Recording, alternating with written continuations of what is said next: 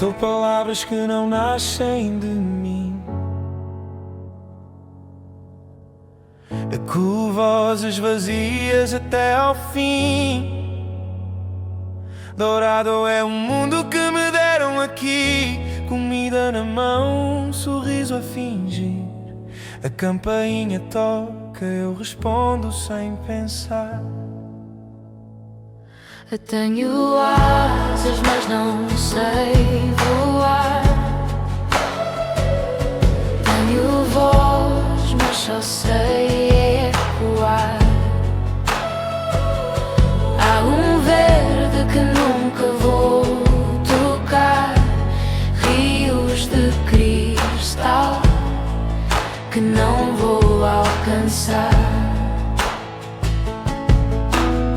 Sonho com cores que não cabem nesta gaiola, com vozes que chamam mas que ninguém controla. Acordo e o dourado brilha como ontem brilhou. Finjo que o sonho nunca me acordou.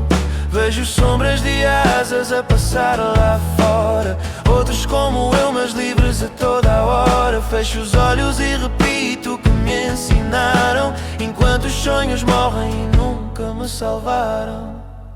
Tenho asas, mas não sei voar. Tenho voz, mas só sei ecoar.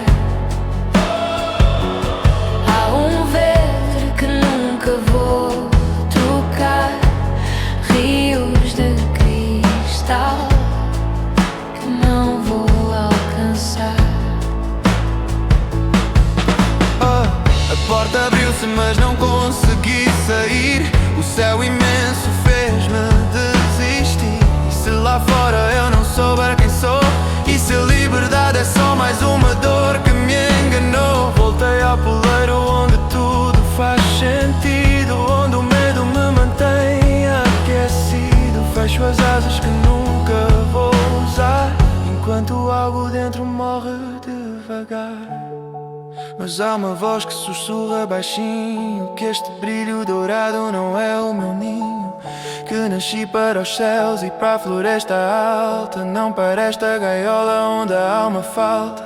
E se um dia acordar e perceber que as grades sempre foram de escolher, que voar é cair antes de subir, que a floresta me espera se eu quiser ir, talvez ainda dê tempo de ser mais que um eco que aprendeu a viver nas árvores altas, nos rios